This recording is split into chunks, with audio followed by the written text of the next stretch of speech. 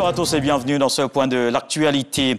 Le président de la République, Alassane Ouattara, a regagné Abidjan depuis cet après-midi après avoir pris part au sommet entre l'Union européenne et l'Union africaine à Bruxelles en Belgique les 17 et 18 février 2022. Le chef de l'État a été accueilli à sa descente d'avion à l'aéroport Félix Houphouët-Boigny par le Premier ministre Patrick Achi et plusieurs membres du gouvernement.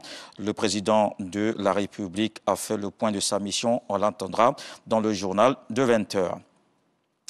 Les services de répression du ministère du Commerce sont saisis des produits prohibés. Les 36 tonnes de viande congelée avariée ont été détruites par enfouissement il y a quelques jours. Cette opération s'est effectuée dans la décharge publique de Kossiouin, à une cinquantaine de kilomètres d'Abidjan.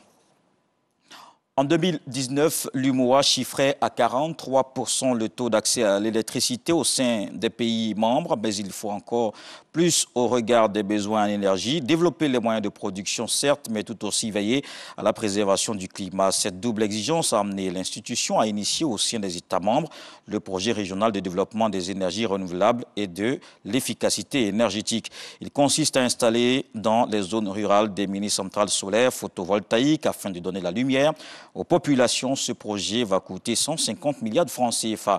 En Côte d'Ivoire, l'expérience est déjà déployée dans cette localité, dans les régions de l'Adjebi, Tiassa, du Tchologo et Abidjan. On fera un focus sur ce sujet ouest-africain dans le dossier EcoPlus de ce soir.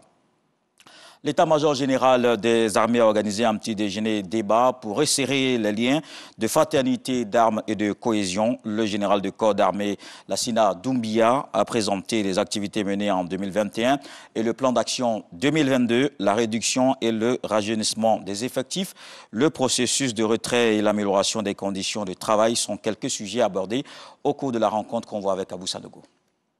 Complexe sportif de l'état-major général des armées.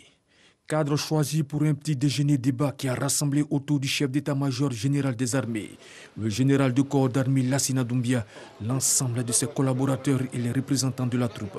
Situant le contexte de la rencontre, l'officier général a présenté les actions futures à mener lors de la prochaine réunion bilan 2021 et les perspectives 2022. Il a rappelé les axes stratégiques soutenant la vision FACI 2025. On doit restructurer notre armée. Renforcer l'exercice de l'autorité. Ensuite, optimiser la gestion des ressources humaines.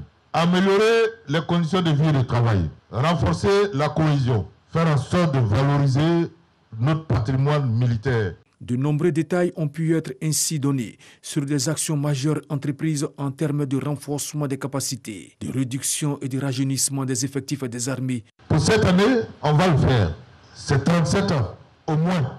Au 1er janvier 2022. Il faut avoir au minimum 10 ans de service effectif. Il faut être à 5 ans minimum de l'âge de départ à la retraite. Et pour cette année, l'effectif est limité à 1000. Il va falloir nécessairement qu'on recrute. Le président a donné son accord pour qu'on en prenne 10 000. Cette année, on va prendre 5 000. Il y a 3 000 qui sont déjà en formation commune de base. À partir du mois d'avril, on va prendre 2 000. L'année prochaine, on prend 5 000. Et on a les 10 000. Des orientations s'offrent donc à ceux qui vont postuler au départ volontaire. Il y a 3 orientations possibles.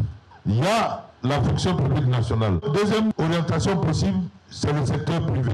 La troisième orientation possible, c'est ce qu'on appelle l'auto-emploi, l'entrepreneuriat, la création d'entreprises. Le débat qui a suivi a permis aux militaires de soumettre des doléances liées notamment à la formation, au maillage sécuritaire et à la vulgarisation des tests réglementaires, entre autres. Le chef d'état-major général des armées a par ailleurs exprimé sa gratitude au président de la République Alassane Ouattara pour tous ses efforts en faveur des armées de Côte d'Ivoire et a encouragé ces hommes pour leur détermination dans la lutte contre le terrorisme. En 2025, la Côte d'Ivoire doit disposer, selon le chef d'état-major général des armées, entre autres d'une armée aux effectifs réduits, avec une pyramide de grades respectant les normes conventionnelles imprégnées des valeurs républicaines, capable d'assurer la défense et l'intégrité du territoire, participant aux opérations de soutien à la paix au niveau régional et international qu'au niveau des états-majors que des troupes, une armée conforme aux ambitions de la Côte d'Ivoire. Dans le reste de l'actualité, Vladimir Poutine reconnaît les républiques populaires de Donetsk et Lugansk, des régions séparatistes pro-russes de l'Est ukrainien. Il demande à l'armée russe de maintenir la paix dans ces territoires, un pas de plus vers une escalade redoutée. L'UE qui a menacé de sanctions économiques passe à l'action. Le chancelier allemand Olaf Scholz a annoncé la suspension de l'autorisation du gazoduc controversé reliant la Russie à l'Allemagne. Le Royaume-Uni a annoncé de son côté des sanctions visant 3 oligarques réputés proches du Kremlin et 5 banques russes. Voilà pour le point de l'information. On se retrouve à 20h pour le journal. À suivre tout de suite les infos régionales.